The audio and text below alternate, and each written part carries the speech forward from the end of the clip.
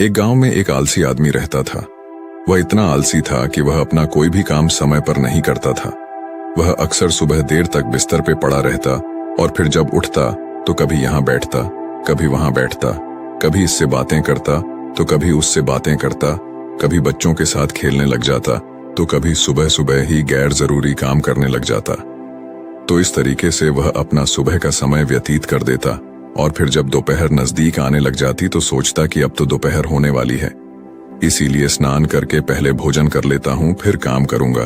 फिर जब वह भोजन कर लेता तो सोचता अभी थोड़ी देर आराम कर लेता हूँ, फिर काम में लग जाऊंगा।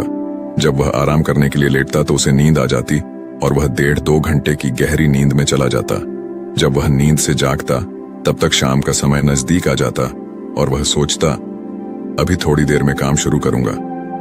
लेकिन आदत से लाचार वह फिर कोई गैर जरूरी काम पकड़ लेता या फिर किसी मित्र या पड़ोसी से गप्पे मारने लग जाता या फिर कहीं आसपास घूमने निकल जाता। इस तरीके से उसकी शाम भी बीत जाती और रात आ जाती।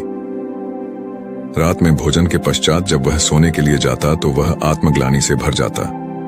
उसे यह सोचकर बड़ा दुख होता कि मेरा आज का दिन भी यूं ही बर्बाद हो गया।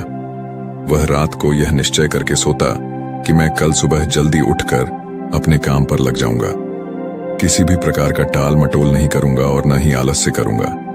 लेकिन जब सुबह होती तो उसका आलस्य फिर उसे घेर लेता। उसका बिस्तर छोड़ने का मन नहीं करता। वह देर से उठता और आदतन वह सारे काम करता जो उसने पिछले दिन के थे। तो इस तरीके से वह आलस्य और टाल मटोल के चक्कर में फंस चुका था। ऐसा नहीं था कि वह कुछ करना नहीं चाहता था या फिर आलस्य के अपने इस चक्कर को तोड़ना नहीं चाहता था। वह कई बार आलस्य के इस चक्कर को तोड़कर अपने महत्वपूर्ण कामों को करने में जुट भी जाता था, लेकिन वह अपनी इस नई आदत को लंबे समय तक कायम नहीं रख पाता था और फिर से अपनी वही पुरानी टाल मटोल की आदत में फंस जाता था। उसके इस आलस्य और काम को टालने की आदत से उसके साथ साथ उसके घर वाले भी बहुत परेशान थे, क्योंकि वह उन कामों को भी टालता रहता था जिससे उसका घर चलता था। खेती उसकी आय का एकमात्र स्रोत थी, लेकिन वह खेती के कामों में भी टाल मटोल करता रहता था। वह न तो समय पर जुताई बिवाई करता, न ही फसलों की सही से देखभाल करता और न ही समय पर फसलों को पानी देता, जिससे उसकी फसल औरों के मुकाबले कम होती थी और वह उससे उतनी आय नहीं कर पाता था जिससे उसके घर का खर्च आसानी से चल सके। घर में पैसों की कमी की वजह से अक्सर उसे पत्नी के गुस्से और तानों का सामना करना पड़ता था और कभी कभी तो बात लड़ाई तक भी पहुंच जाती थी, जिससे अब वो बहुत परेशान रहने लगा था। लेकिन वह चाहकर भी अपने इस मानसिक आलस्य के दुष्चक्र को तोड़ नहीं पा रहा था। एक दिन ऐसे ही वह अपने घर के बाहर बैठकर अपने आलस्य से बाहर निकलने का तरीका सोच रहा था कि तभी अचानक उसकी नजर अपने घर से कुछ दूरी पर बने मंदिर में रहने वाले महात्मा जी पर पड़ी। महात्मा जी को देखते ही उस आलसी व्यक्ति को महात्मा जी के अनुशासित दिनचर्या की याद आ गई। उसने सोचा ये महात्मा जी रोज सुबह 4 बजे से भी पहले उठकर गांव के बाहर के नदी से स्नान करके आ जाते हैं। उसके बाद जब ज्यादातर गांववासी सो रहे होते हैं तभी अपने पूजा पाठ और ध्यान इत्यादि के काम में लगे होते हैं, और जब तक गांव वालों की सुबह होती है और वो अपने दिनचर्या की शुरुआत करते हैं तब तक ये महात्मा जी अपने मंदिर परिसर की साफ सफाई करके अपने मुख्य दैनिक कार्यों को खत्म कर चुके होते हैं। उसके बाद ये भिक्षा के लिए गांव में जाते हैं और भिक्षा लाकर अपना भोजन भी स्वयं बनाते हैं। भोजन करने के पश्चात यह पूरी दोपहर धर्म ग्रंथों का अध्ययन करते हैं और फिर शाम को मंदिर में आने वाले श्रद्धालुओं के साथ प्रवचन और वार्तालाप भी करते हैं। इसके पश्चात ये शाम की संध्या आरती करके अपना भोजन बनाते हैं और फिर रात में जल्द ही मंदिर के बाकी काम खत्म करके समय पर सो भी जाते हैं। तो आखिर ये इतने अनुशासित और कर्मशील कैसे रह पाते हैं? और ये महात्मा जी तो इतनी व्यस्त दिनचर्या का पालन वर्षों से करते आ रहे हैं। थोड़ी देर तक ऐसे ही प्रश्नों पर विचार करने के बाद वो आलसी व्यक्ति उन महात्मा जी के पास जाकर अपने आलस्य के कारणों का पता लगाने का निश्चय करता है। वह तुरंत ही उस मंदिर में पहुंच जाता है और उन महात्मा जी को प्रणाम करके उनसे विनती भरे स्वर में कहता है, मुनिवर, मैं आपके पास अपनी एक बहुत बड़ी समस्या लेकर आया हूं। महात्मा जी ने कहा, क्या समस्या है तुम्हारी जिसे तुम इतनी बड़ी समझ रहे हो? उस आलसी व्यक्ति ने अपने आलस्य और टाल मटोल की पूरी कहानी महात्मा जी को सुना दी। उसने कहा, मुनिवर, मैं बहुत आलसी हूं और काम को टालता रहता हूं। मैं सुबह देर से सोकर उठता हूं और फिर अपना सुबह का समय गैर जरूरी कामों में बर्बाद कर देता हूं। उसके बाद मैं सारा दिन अपने महत्वपूर्ण कामों को टालता रहता हूं और मेरा पूरा दिन बस यूं ही बर्बाद हो जाता है। और जब रात होती है तो मुझे खुद पर पश्चाताप होती है और दुख भी होता है कि मैंने पूरा दिन बस यूं ही बर्बाद कर दिया। लेकिन अगले दिन मैं फिर वही सारी गलतियां दोहराता हूं और समय को बर्बाद करता हूं। मुनिवर, मैं आलस और टाल मटोल के बुरे दुष्चक्र में फंस चुका हूं और इससे बाहर नहीं निकल पा रहा हूं। कृपया मुझे अपने इस आलस से बाहर निकलने का कोई रास्ता दिखाए। मैं आपके पास बड़ी उम्मीद लेकर आया हूं। उस आलसी व्यक्ति की बात पूरे ध्यान से सुनने के बाद महात्मा जी ने कहा, आलस से वो सुख है जो हमें दुखी दुख देता है। कार्य या परिश्रम करने की क्षमता होने के बावजूद उस कार्य को न करना या उसे करने में टाल मटोल करना ही आलस्य करना कहलाता है और ये आलस्य व्यक्ति को कहीं नहीं छोड़ता। तुम्हारी आलस्य और टाल मटोल का सबसे बड़ा कारण तुम्हारी सुबह की खराब दिनचर्या है, क्योंकि तुम अपना सुबह का कीमती समय भी व्यर्थ के कार्यों और टाल मटोल में बर्बाद कर देते हो, जिससे तुम्हारे दिन की शुरुआत ही खराब होती है और फिर जैसे जैसे दिन गुजरता है तुम्हें लगने लगता है कि तुम्हारा आज का समय भी बर्बाद हो गया। फिर तुम्हारा मन और भी ज्यादा आलस्य और टाल मटोल करने लगता है, जिससे तुम्हारा बाकी का समय भी यूं ही बर्बाद हो जाता है और तुम कुछ भी महत्वपूर्ण नहीं कर पाते और इस आलस्य के चक्कर में फंस कर रह जाते हो।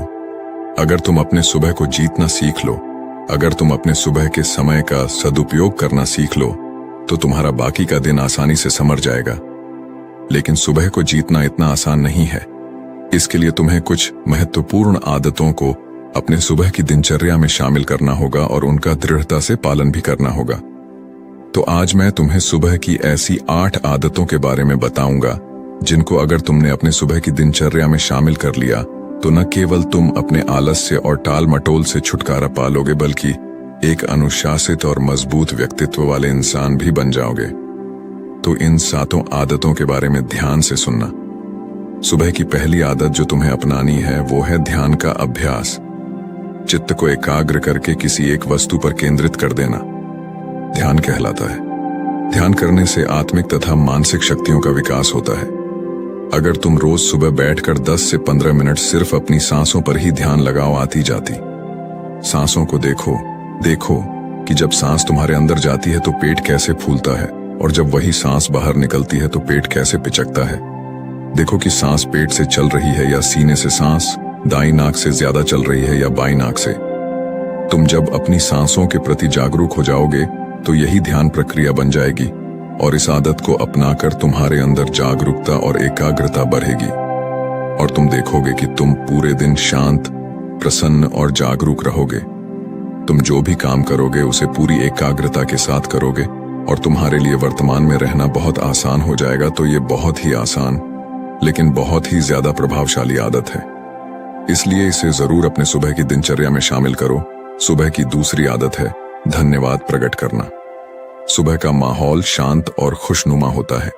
इस समय प्रकृति में एक अलग ही पवित्रता और ऊर्जा फैली रहती है, तो ये बिल्कुल सही समय है आभार प्रकट करने का।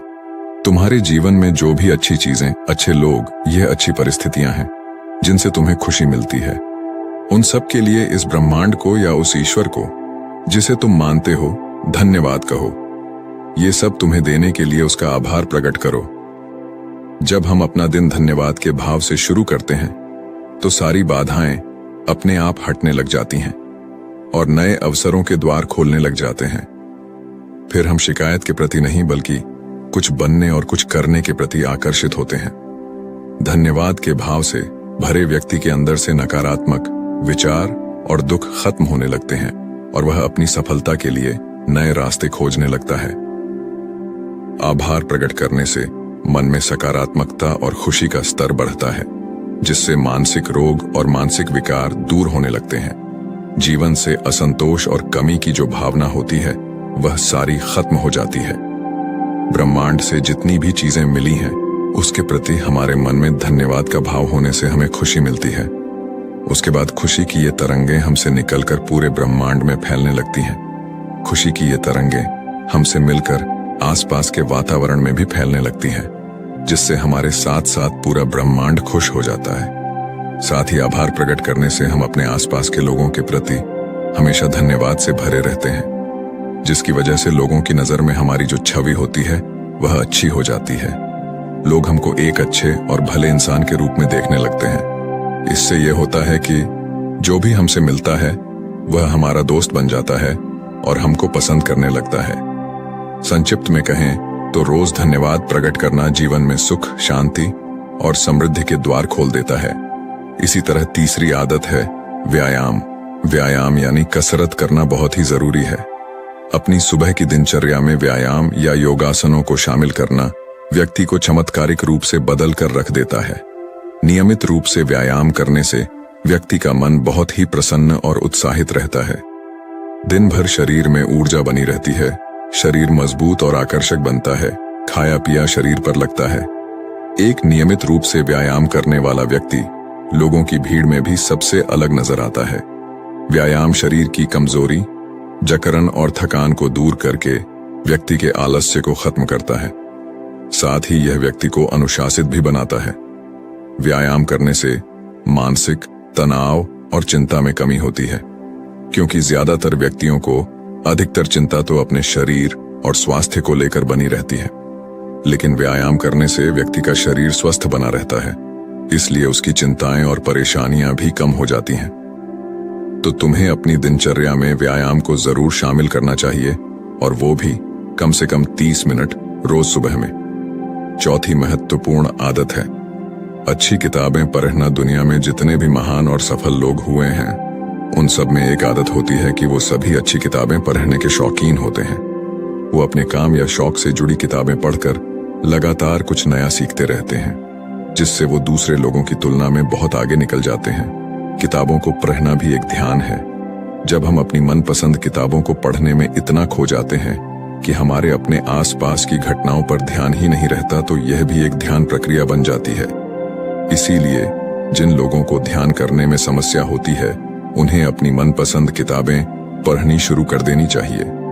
किताबें पढ़ने के बहुत से फायदे हैं, जैसे इससे एकाग्रता बढ़ती है, दिमाग तेज होता है, तनाव कम होता है, जानकारी बढ़ती है, बात करने, बोलने और लिखने की कला विकसित होती है, कल्पनाशीलता बढ़ती है, याददाश्त बढ़ती है, अच्छी नींद आती है, अकेलापन दूर होता है, और ये हमें एक बेहतर इंसान बनाती है। इसीलिए तुम्हें हर दिन सुबह या रात में सोने से पहले किताबें जरूर पढ़नी चाहिए। सुबह की 5वीं आदत है लक्ष्य निर्धारित करना। सुबह सुबह हमारा मन ज्यादा शांत और स्पष्ट होता है। हम ज्यादा स्पष्टता के साथ सोच सकते हैं। इसलिए दिन भर में क्या क्या काम करना है, कौन सा काम किसे सौंपना है, या किस नए काम की शुरुआत करनी है, इन सब चीजों की योजना सुबह सुबह ही बना लेनी चाहिए। लक्ष्य निर्धारित करना इतना जरूरी क्यों है? क्योंकि हमारा मन इतना चंचल होता है कि वह एक दिशा में आगे बढ़ने के लिए तैयार नहीं होता, बल्कि जो मन को अच्छा लगता है उसी दिशा में कार्य करने के लिए हमें मजबूर करता रहता है। मन की इच्छाएं मौसम की तरह होती हैं, जो हर कुछ समय अंतराल के बाद बदलती ही रहती है। इसलिए मन की इन इच्छाओं को नियंत्रित करने के लिए लक्ष्य को निर्धारित करना बहुत आवश्यक होता है। जब हम लिखित रूप में अपना लक्ष्य निर्धारित कर लेते हैं, तो हमारा लक्ष्य हमें एकदम साफ साफ दिखाई देने लगता है, और लक्ष्य निर्धारण के द्वारा हम अपने मन पर काफी हद तक काबू भी पा लेते हैं। लक्ष्य निर्धारण के द्वारा हमें अपने मन को एक कार्य में केंद्रित और एकाग्रचित करने में मदद मिलती है। सुबह की छठी आदत है पानी पीना। सुबह उठते ही 2 या 3 गिलास पानी पीना शरीर के लिए अमृत का कार्य करता है। सुबह सुबह पानी पीने से पेट अच्छे से साफ होता है। शरीर में रात भर में जो भी पानी की कमी हुई है उसकी पूर्ति हो जाती है। सुबह अच्छे से पानी पी लेने से शरीर में दिन भर ऊर्जा और ताजगी बनी रहती है। सुबह ज्यादा पानी पीने का एक फायदा यह भी होता है कि फिर हमें दिन भर बार बार प्यास नहीं लगती।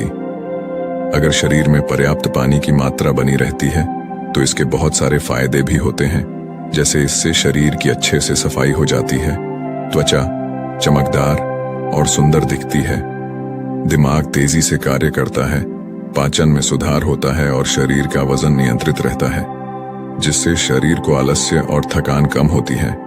इसलिए सुबह उठकर गुनगुना पानी पीना बहुत ही अच्छी आदत है। सुबह की 7वीं अच्छी आदत है कि सुबह का नाश्ता अच्छा और पौष्टिक हो।